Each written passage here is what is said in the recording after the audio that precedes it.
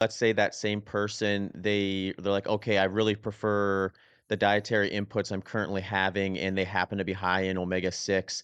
Is there a path forward for them by just increasing their omega-3s where Yeah, they can kinda continue that high linoleic acid yeah, intake and s yeah, yeah. So, some people would argue they should actually, I mean, if the diet is really high in omega-6s, that they should consider ways to reduce their omega-6 intake. So, I mean, that is a choice people could have by changing some of the things they're eating. That might mean they're eating more omega-3 rich foods, which would be a good thing, but it might also mean actually they have to eat more saturated fat rich foods. Now, some people would argue that's not a good thing. So, again, it's all about choices and balances. Um, but something people might consider. So I mentioned so EPA and DHA. Um, fish is the main source. So I think adding fish to the diet of someone who, for a reason, wants to have a reasonably high omega-6 intake, that's not incompatible. I don't think. Um, so that could be managed. Using omega-3 supplements, of course, could be managed. But before I mentioned the plant omega-3s, so you could have oils.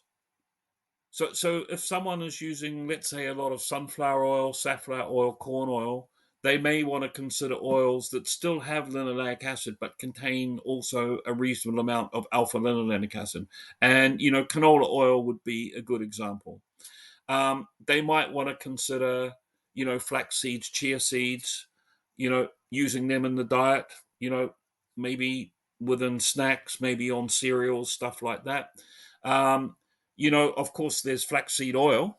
So people could consider flaxseed oil and incorporate that in their diet, in dressings and stuff like that. So I think there is a way for people to try to get a reasonable intake of omega 3s whilst maintaining a certain omega 6 intake if that is what they choose. But, just think about the balancing act. Now, when I talked about EPA and DHA, I stressed that fish, and, I mean, particular types of fish really. Salmon is a good source of EPA and DHA, particularly wild salmon. Tuna is a source, sardines, mackerel. So there are really good fish sources of EPA and DHA. But of course, fish isn't for everybody. Not everyone likes fish. Not everyone wishes to eat fish. Fish has its own sustainability issues. So that's something I think people like me that advocate EPA and DHA need to think about. So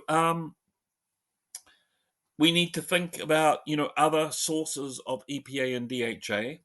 And one interesting thing, just to make everyone aware, Zach, is um, we have a pathway in our body to convert the plant omega-3 alpha linolenic acid that I mentioned from flaxseed, for example.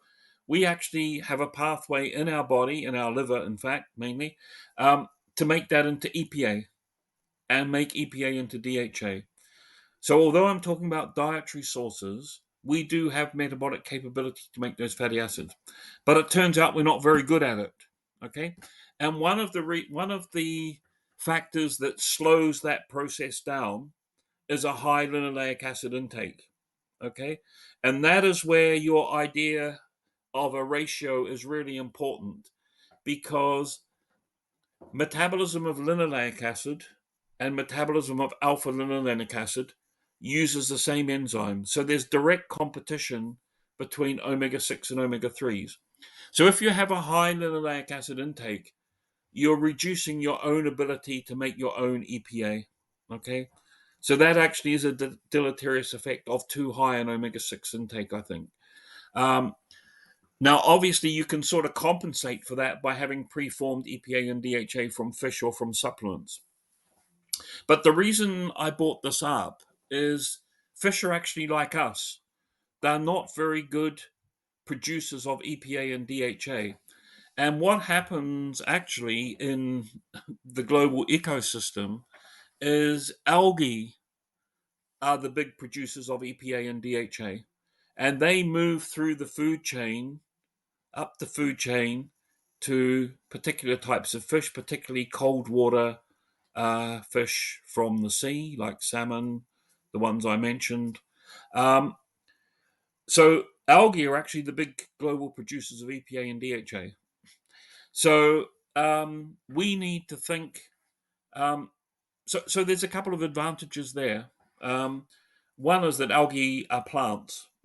So algae are very compatible with the drive to plant-based diet. The fact that even if people maybe don't want a plant-based diet, they maybe don't like fish.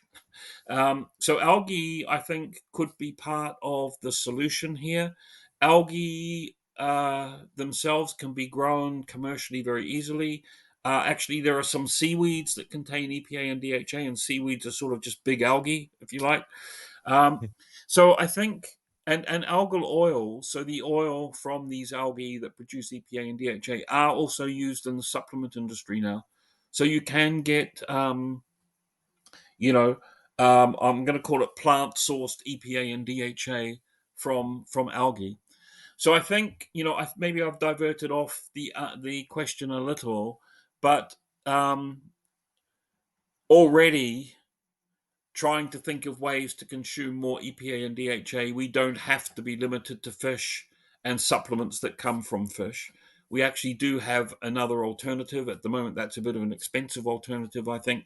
But so algal oils could be part of the answer. If I can carry on, Zach, another part of the answer actually is trying to help our metabolism to make more EPA and DHA ourselves. Okay.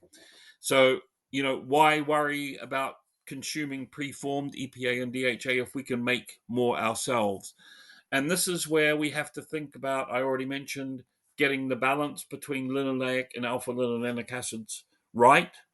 So we know from human research is if you give people more alpha linolenic acid and keep linoleic acid as it was, you get more EPA being made. Okay, so you can just have more alpha linolenic acid.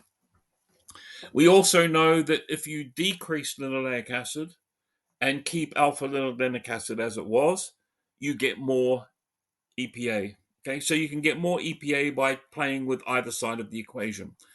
Now, ideally, you might want to decrease linoleic acid and increase alpha linolenic acid at the same time. I think that would be a good strategy.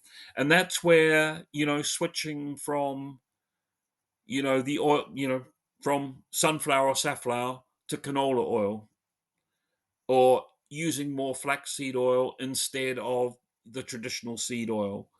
Um, Reducing some sources of linoleic and having flax seeds, for example, that would help that change, I think. And if I'm honest with you, I think reducing linoleic acid and replacing it with alpha linolenic acid, so changing the plant omega 6 for the plant omega 3, people are not going to miss out on anything. I don't think they're going to miss any health benefits by doing that.